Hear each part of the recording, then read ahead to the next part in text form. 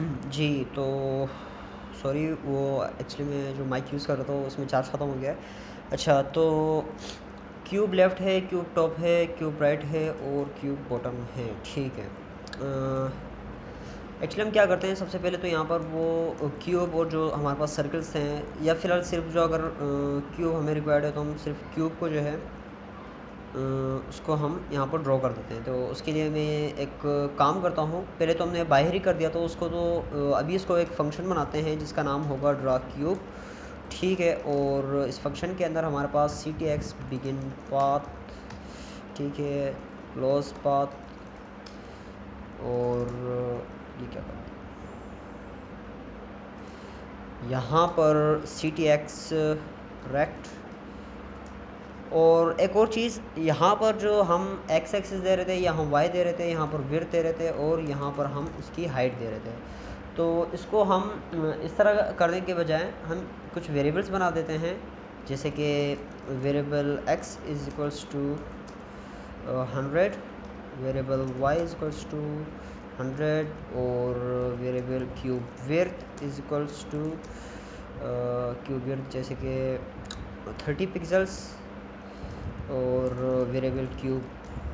Height is equals to 30 pixels. तो हम इस तरह से कर देते हैं, ठीक है। हार्ड कोड करने के बजाय मैं वेरिएबल्स यूज़ कर रहा हूँ, ठीक है। तो एक्स एक्सिस जो कि ये वेरिएबल है जिसकी वैल्यू 100 है, तो उसमें 100 यहाँ से, फिर क्यूब विड्थ, फिर क्यूब हाइट, और इसी तरह C T X fill style is equals to मैं देता हूँ रेड, और फिल कर देता हूँ इसको, ठीक है। लेकिन ये फंक्शन जो है इसको हमें चलाना भी पड़ेगा, तो एक काम करता हूँ, फ़िलहाल के लिए मैं इस फंक्शन को यहाँ पर मैं कॉल कर देता हूँ, ठीक है, बाहर। तो जब भी ये कोड कंपाइल हो तो ऑटोमेटिकली ये यहाँ पर जब कोड कंपाइल होगा तो ये फंक्शन हमारे पास रन हो जाएगा और स्क्रीन पे एक क्यूब बना हुआ आ जाएगा। अब जब भी हम कोई राइट की तरफ, फॉर एग्जांपल अगर हम राइट का बटन प्रेस करते हैं, तो यहाँ पर होगा क्या कि जो इसकी पोजीशन है ना एक्स एक्सिस, उस पर हम ऐड कर देंगे कुछ नंबर्स, ठीक है। और अगेन हम इसको मिटा के दोबारा ड्रॉ कर देंगे ऐड करने के बाद जो उसकी पोजीशन होगी वहाँ पे। तो उसके लिए हम क्या करेंगे, यहाँ पर हम कहेंगे कि जो एक्स एक्सिस है, ठीक है, हॉरिजेंटली जो एक्स एक्सिस है उसमें प्लस इक्वल टू 5 कर दो, ठीक है। और ठीक है, यहाँ पर एक और चीज़ हम करेंगे कि एक फ़ंक्शन बना देंगे, एक मेन फंक्शन बना देंगे ड्रॉ का, ठीक है, जिसका काम क्या होगा, सबसे पहले तो ये फंक्शन जो है ये रिमूव कर देगा करंट कैनवस, ठीक है।